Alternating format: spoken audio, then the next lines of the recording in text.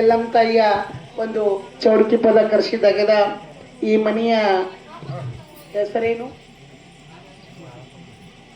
ಮಳಪ್ಪಣ್ಣವರು ಕೋಟೆ, ಮಳಪ್ಪಣ್ಣವರ ಕೋಟೆ. ಇವ್ರ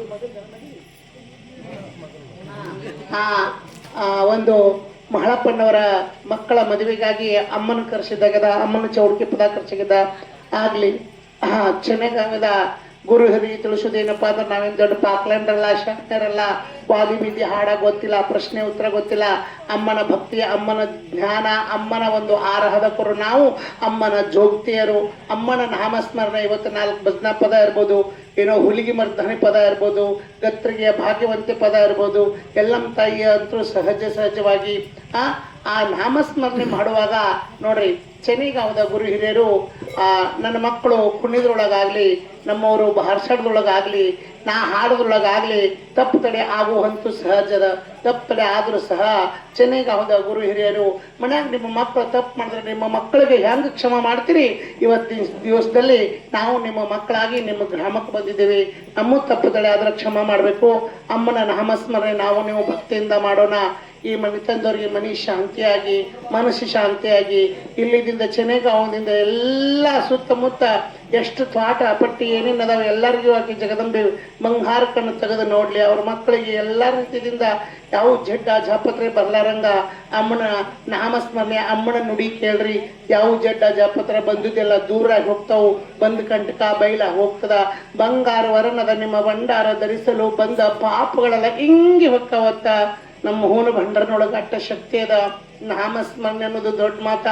ಬಂಡ್ರ ಒಂದಿನ ನಿಮ್ಗೆ ಅವಸರ ಇತ್ತಂದ್ರೆ ಇವತ್ತು ಬಂಡ್ರ ಹಚ್ಕೋರಿ, ಪ್ರಸಾದ ಹಚ್ಕೋರಿ, ವಿಭೂತಿ ಹಚ್ಕೋರಿ, ಏನೋ ನಿಮಗೆ ಅವಸರನಾಗ ಹಚ್ಕೊಳ್ಳೋದು ಆಗಿಲ್ಲಪ್ಪ.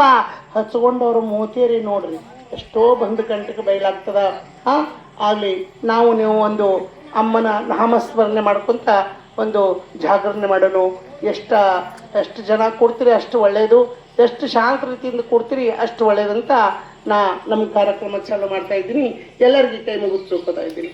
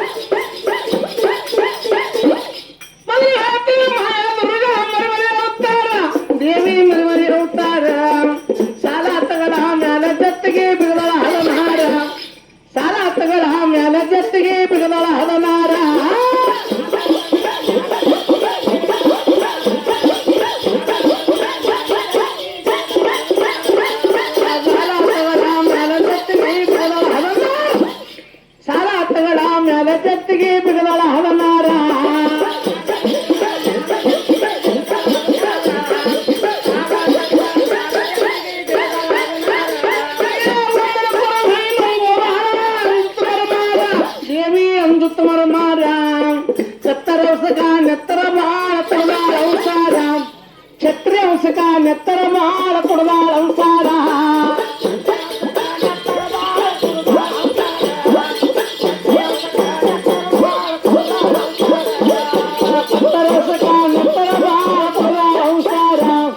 ಛತ್ರಿ ಅಂಶಕ ನೆತ್ತರ ಬಾಳ ಕೊಡದಾಳ ಅಂಸಾರ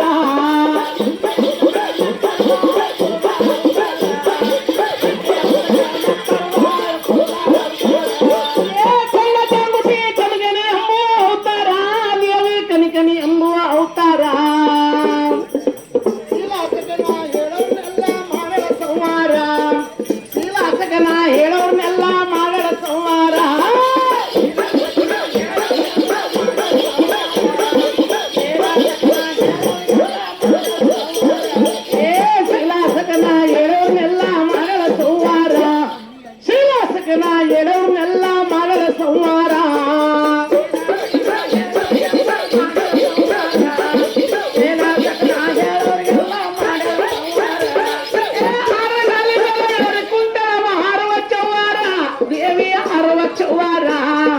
ಏ ಹೊಂಟದ ಅವ್ರ ರಾಜ್ಯದಿಂದ